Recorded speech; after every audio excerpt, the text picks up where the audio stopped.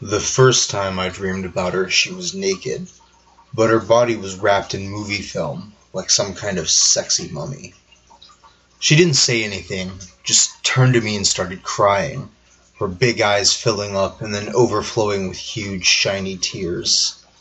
Kids' tears, I thought in my dream. She was not the kind of girl I would usually dream about.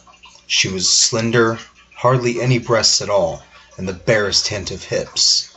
She had a small, heart-shaped face, with a splatter of light freckles across her small, upturned nose.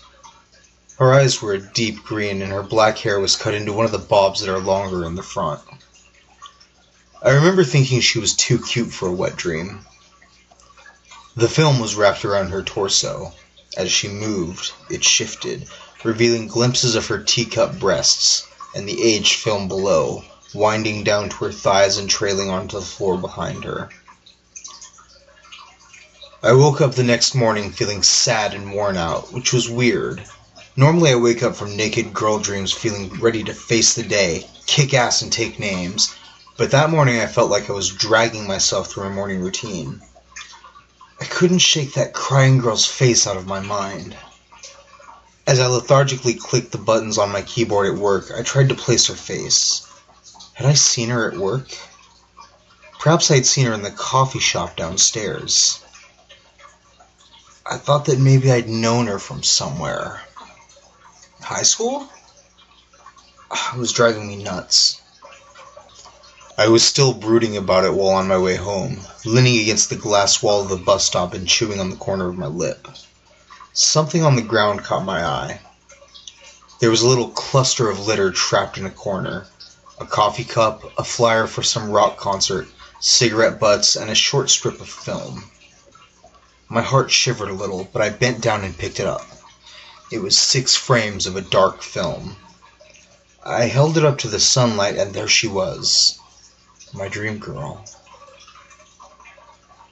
The first frame showed her cowering in a corner, trying to cover her nakedness with her arms, her feet pulled under her, and her face turned to the wall. Her neck was pale and smooth, but there was a bruise rising there, like someone had grabbed her roughly where it met the shoulder. There was a shadow cast over her. It got bigger in each frame, and in the 6th one I could see the barest sliver of an arm. A big, muscular one covered in dense, dark hair. She hardly moved in the frames, just curled a little deeper in the corner. I looked around but could not find any more film on the ground. I went home feeling ill, my heart feeling heavier than ever. I tossed and turned that night, and when I finally fell asleep, I dreamed of her again. She turned towards me again, her big eyes full of tears. "Who are you?" I tried to ask her, but I couldn't make any sound. She began crying. "Help me," she said, and her voice was thick with sadness. I woke up with my pillow soaked in tears. I called out of work that day. I felt like my heart was breaking. I hadn't felt that way since my dad's funeral 3 years before. I stayed in bed, curled up and moping until 10 or so, then I got up to use the bathroom. I stood over the toilet, and peeking out from behind the tank was a strip of film. My hand shook as I picked it up. It was longer than the first, about 20 frames. The man drew closer to her in each frame, his hand reaching for her. The angle of the camera cut him off at the chest level, never showing his face. He was broad and built, covered in dark hair. He was naked, and the hair covered most of his body. She cringed further down, but in the last frame his hand closed around her upper arm. I was shaking hard, all over. My heart seemed to actually ache in my chest. I could feel it throb with every heartbeat. I spent the day in bed with my blanket pulled over my head and dozed off sometime in the afternoon, and I dreamed. She was crying harder than ever. Her whole body was shaking and her chest was hiking madly in and out. "Stop!" I tried to scream at her. "Stop crying! You're breaking my heart!" "Please," she sobbed. "Please help me." I woke up, my own chest covered with tears. "Who the hell are you?" I shrieked. The sound of my own voice scared me so badly that I let out another thin shriek. My neighbor pounded on the wall in retaliation. I jumped out of bed and threw on some clothes, needing to get out of the apartment, thinking it would suffocate me. I pounded down the 2 flights of stairs to the lobby and ran out into the twilight. I stood on the bottom stair for a second, sucking in deep breaths and trying to calm myself, and there on the ground, fluttering in the light breeze, was another strip of film, over 6 feet long. I held it up, and as I did, the streetlight above me flickered on. The man was dragging her across the room, throwing her face down across the table, yanking her legs around, and then beginning to rape her. My stomach turned and I had to look away, but I felt my eyes drawn back, dragged back, and run themselves down the rest of the strip. She tried to fight, tried to crawl away, but the man punched her hard in the back, then grabbed her by the hair and slammed her face down onto the table. In the last frame there was a trickle of blood running across the table, dripping from her nose and mouth. I threw it on the ground, the breeze picked it up, and it went curling down the street, tangling on its stop sign. I followed it and saw another strip down the street reading "Slow Children at Play." It wound and curled its way around the corner and disappeared on the next street. My feet began walking that way. I tried to stop. I did not want to know where that film led, but they continued moving. I felt as though I had followed that film for miles, weaving through neighborhoods I didn't know, neighborhoods that got more and more trashy, stepping over bums sleeping on the sidewalks, dead cats in gutters. Sometimes the film would wind up on poles and signs, and I would catch bits of the film. He raped her, raped her some more, and beat her some more. She was covered in cuts, welts, and she was hardly recognizable anymore. Finally, the film began winding down a narrow alley, choked with garbage and other debris.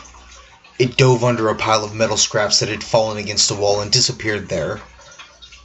I began pulling the metal aside. It was heavy, and there was a lot of it.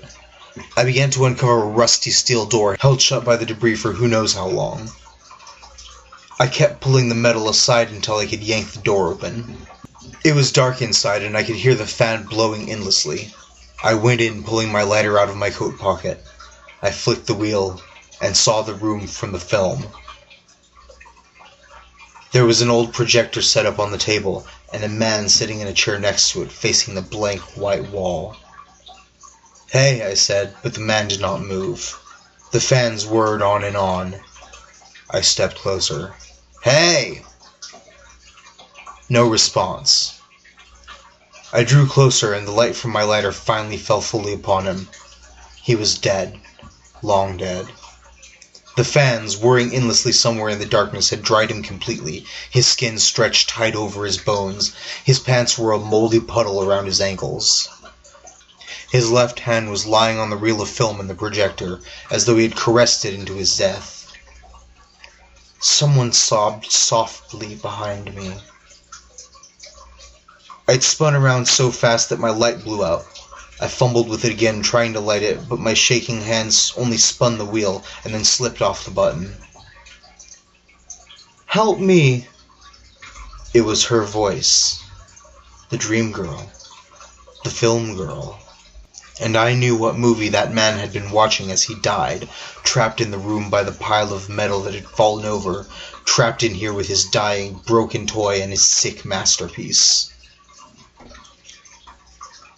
I finally struck the lighter, and I saw a bundle of clothes in the corner.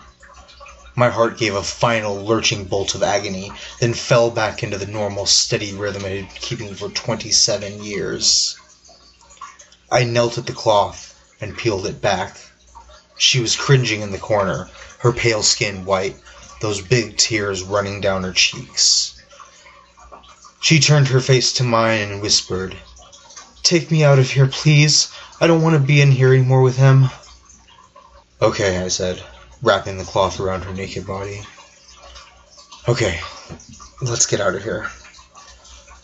I picked her up. She was so light, and she hardly seems to weigh anything.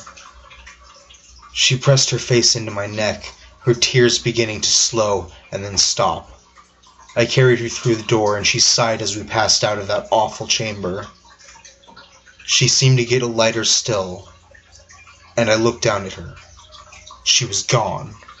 I was carrying a pile of bones, broken and splintered from all the beatings. A single tear rolled down my cheek and struck the top of her skull, ran into a wide fissure, and disappeared. The skull caved in with the soft, whimpering sound, and then crumbled into a fine dust. As I watched, the rest of her bones broke apart into dust and blew away in the night breeze. Like, comment, share, subscribe, follow, submit, obey.